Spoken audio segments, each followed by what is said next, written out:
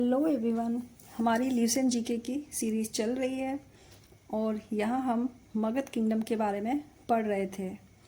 तो last classes में हमने हर्यंका, शिशुनाग और नंदा डायनेस्टी के बारे में पढ़ लिया था, रिवीजन कर लिया था। ये हमारे रिवीजन क्लासेस चल रही है। तो आज हम देखेंगे पर्शियन इन्वेजन के बारे में जो हुआ था 518 बीसी में। तो यहाँ पे ईरान को ही पर्शिया बोला जाता है। जो ईरान रीजन है आज के टाइम, तो उसको पर्शिया बोला जाता था। तो चलिए स्टार्ट करते हैं।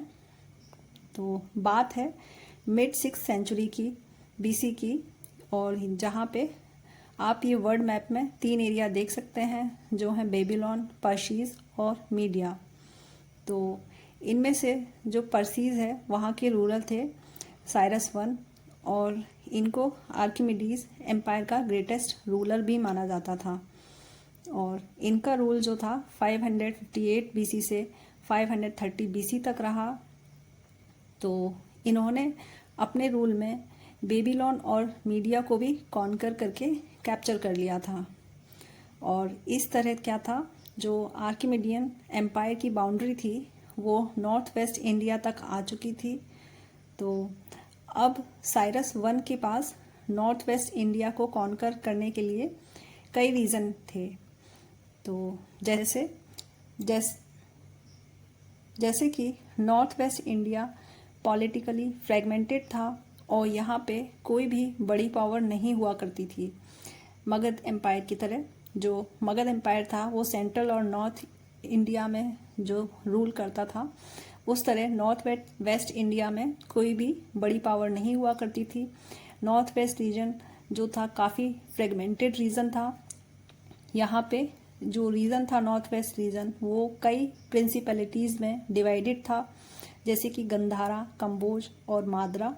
और ये जो रीजन थे वो आपस में ही लड़ते रहते थे, आपस में ही वॉर करते रहते थे सुप्रीमेसी के लिए।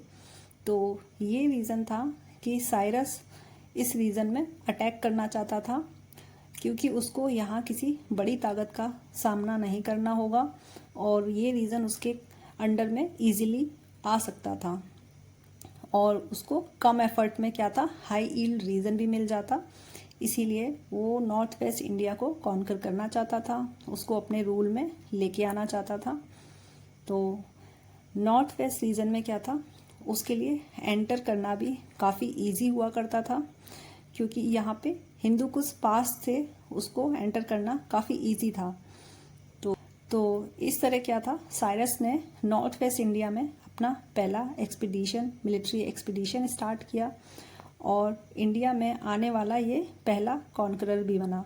ये फर्स्ट था जिसने इंडिया में कॉन्कर करने के लिए क्या था, आया था। इससे पहले क्या था, लोग सिर्फ यहाँ पे जो था ट्रेड करने के लिए आया करते थे एज ए कॉन्करर। इससे पहले कोई नहीं आया था। तो ये फर्स्ट कॉन्करर बना जो इंडिया में आया था। ठीक है। और फिर साइरस ने कंबोज और गंधारा को भी कॉन्कर कर लिया देखते ही देखते। और इंडस के वेस्ट की जितनी भी ट्राइब्स थी, रीजन थे, उनको भी कॉन्कर कर लिया था। और इंडस रिवर के वेस्ट वाला जितना भी रीजन था वो अब साइरस वन के अंडर में आ चुका था। ठीक है। तो इंडस रिवर के वेस्ट में जितना भी रीजन था वो अब साइरस वन के अंडर में आ चुका था। ठीक है। तो और जैसे कि सभी को पता है कि इंडस रिवर को ऋग्वेद में सिंधु कहा जाता था और यहाँ रहने वाले लोगों को हिंदू बोला जाता था। ठीक है।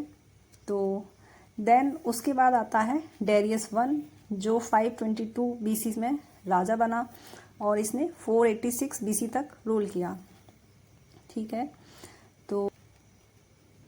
तो डेरियस वन जो था वो साइरस वन का ग्रैंडसन था। ठीक है। और इसने अपने एम्पायर को ईस्टवर्ड एक्सटेंड करने के लिए जो पंजाब और सिंध रीजन था उसको कैप्चर कर लिया। और तो यहाँ पे क्या था, डेरियस वन ने अपने पर्शियन एम्पायर को इफिशिएंट बनाने के लिए उसको अपने एम्पायर को 28 क्षत्रपीज यानी कि प्रोविंसेस में डिवाइड कर दिया था।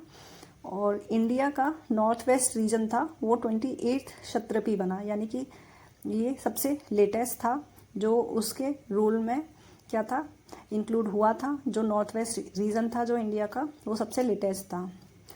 तो इन क्षत्रपीज में क्या होता था, गवर्नर हुआ करते थे जो टैक्स को कलेक्ट करते थे और रेवेन्यू को जनरेट करते थे।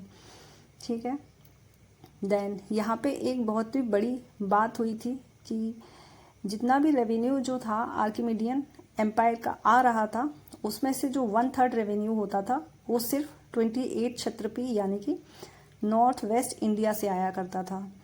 ठीक है, क्योंकि ये जो रीजन था काफ़ी ज़्यादा फर्टाइल हुआ करता था, प्रॉस्परस हुआ करता था, और यहाँ पे क्या था इंडस रिवर की वजह से काफ़ी फर्टाइल रीजन हुआ करता था ये। ठीक है, तो यहाँ पे क्या हुआ, फिर डेरियस ने क्या किया, जब उसको लगा कि हाँ ये रीजन जो है इतना ज़्यादा फर्टाइल है तो इसके इंडस के ईस्ट में जो है वो रीजन भी इसी की तरह काफ़ी फर्टाइल होगा, उसको रेवेन्यू काफ़ी सारा वहाँ से मिलेगा। तो उसको ये क्या है रेवेन्यू जनरेट करने की वजह से उसने सोचा कि इंडस के ईस्ट में भी उसको एक्सप्लोर करना चाहिए। तो इस तरह जो था डेरियस ने इंडस रिवर के ईस्ट में भी एक्सप्लोर करने की पॉलिसी बनाई, बट ऐसा हो नहीं पाया। और देन क्या हुआ, इसके बाद जो था आर्किमिडीन रूलर जो था वो ज़ेरिस बना और जिसने 465 से 456 बीसी तक रूल किया। ठीक है, तो ज़ेरिस ने क्या किया, इंडियन इन्फेंट्री और कैवेलरी थी जो नॉर्थ वेस्ट इंडिया में जो रहती थी, यानी कि हमारी जो नॉर्थ वेस्ट इंडिया में प्लेस थी उसको ग्रीस के अगेंस्ट जो था वॉर में यूज़ करना स्टार्ट कर दिया अपनी पोजीशन को स्ट्रॉन्ग करने के लिए। यानी कि इंडियन जो इन्फेंट्री थी उसको वो यूज़ करने लगा था वॉर के अगेंस्ट में, वॉर के लिए यूज़ करने लगा था। ठीक है, और यहाँ पे बट क्या हुआ, इस वॉर में जो था जो ग्रीस के साथ जो वॉर हुआ था ज़ेरिस का, उस वॉर में क्या था वो हार चुका था, वो यहाँ पे उसकी हार हुई थी। ठीक है, तो हार होने के बाद क्या था, ज़ेरिस का जो सपना था जो इंडस रिवर के आगे एक्सटेंड करने का, यानी कि ईस्ट में एक्सटेंड करने का जो प्लान था वो फेल हो गया।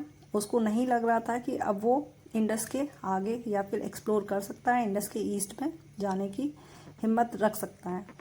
ठीक है, बट यहाँ पे क्या था, और यहाँ पे क्या था, जो एरिया आर्किमिडीन एम्पायर के कंट्रोल में था वो उनके ही कंट्रोल में रहा जब तक कि अलेक्जेंडर ने उसको इन्वेड नहीं किया, यानी कि 320 बीसी तक। ठीक है, तो इस तरह से क्या था, नॉर्थ वेस्ट इंडिया में 200 साल तक पर्शियन कंट्रोल रहा और यहाँ से क्या था, पर्शियन जो रूलर्स थे वो अपना रेवेन्यू जनरेट करते थे। तो यहाँ पे क्या था, रेवेन्यू जनरेशन के साथ साथ सोल्जर्स का रिक्रूटमेंट होता था जो अलग अलग देश में वॉर में पर्शिया के लिए लड़ा करते थे, उनके लिए लड़ाई में जाया करते थे। और क्या था, यहाँ पे इंडिया और पर्शिया का ट्रेड भी हुआ करता था और इसके एविडेंसेस हमको पर्शियन कॉइन से मिले हैं जो नॉर्थ वेस्ट इंडिया में हमको मिले थे। ठीक है, तो ये हमारा पर्शियन इन्वेजन हुआ है। तो पर्शियन इन्वेजन में सिर्फ इतना ही, क्योंकि यही जो ज़ेरिस था ये हमारा लास्ट किंग था जो जिसने पर्शियन इन्वेजन किया था। इसके आगे कोई भी पर्शियन किंग जो था वो इंडस रिवर के ईस्ट तक जाने की हिम्मत नहीं रख पाया। किसी को नहीं लगा कि उसको इंडस के आगे जाना चाहिए, क्योंकि उनको नहीं लग रहा था कि वो वहाँ पे कैप्चर कर पाएंगे, एनेक्स कर पाएंगे रीजन को। तो इसके बाद क्या था, ये ग्रीस इन्वेजन आया था जो आया था 320 बीसी में। तो ये था हमारा पर्शियन इन्वेजन जो यहाँ पे कंप्लीट हो चुका है। तो देन अब हम क्या है, पर्शियन इन्वेजन का इम्पैक्ट देख लेते हैं। तो इसका पहला और मेजर इम्पैक्ट था इरानियन फॉर्म ऑफ राइटिंग, जिसे हम खरतोशी स्क्रिप्ट कहते हैं, जो क्या था नॉर्थ वेस्ट इंडिया में काफ़ी पॉपुलर होने लगी थी उस टाइम। और ये स्क्रिप्ट क्या था, अरेबियन स्क्रिप्ट की तरह राइट टू लेफ़्ट लिखी जाती है। तो यहाँ पे ये काफ़ी इम्पॉर्टेंट हो जाता है खरतोशी स्क्रिप्ट, इसके बारे में कभी कभी पूछ लिया जाता है एग्ज़ाम में।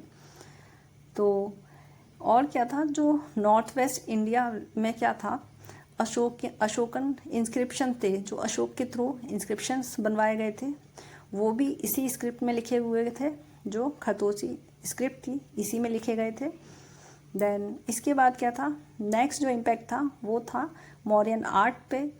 और इसका क्या था, मौर्यन आर्ट का जो आर्ट पे जो है जो पर्शियन इन्फ्लुएंस है वो काफ़ी मिला है। जैसे कि अशोका के थ्रू जो बनवाए हुए मोनोलिथिक पिलर्स हैं और स्कल्पचर्स हैं, और इनमें भी काफ़ी, इनमें जो है वो पर्शियन इन्फ्लुएंस मिला है। तो और यहाँ तक कि ये भी माना जाता है कि अशोका के जो रॉक इंस्क्रिप्शंस हैं वो पर्शियन किंग जो डेरस था उसके रॉक इंस्क्रिप्शन से इन्फ्लुएंस्ड हैं। तो बट ये कहीं पे भी प्रूव नहीं है, ये कहीं पे लिखा हुआ नहीं है, ऐसा माना जाता है। तो आज के लिए बस इतना ही। नेक्स्ट क्लास में हम ग्रीक इन्वेजन पढ़ेंगे जो अलेक्जेंडर ने किया था 326 BC में। ठीक है, तो पढ़ते रहिए। Thank you everyone.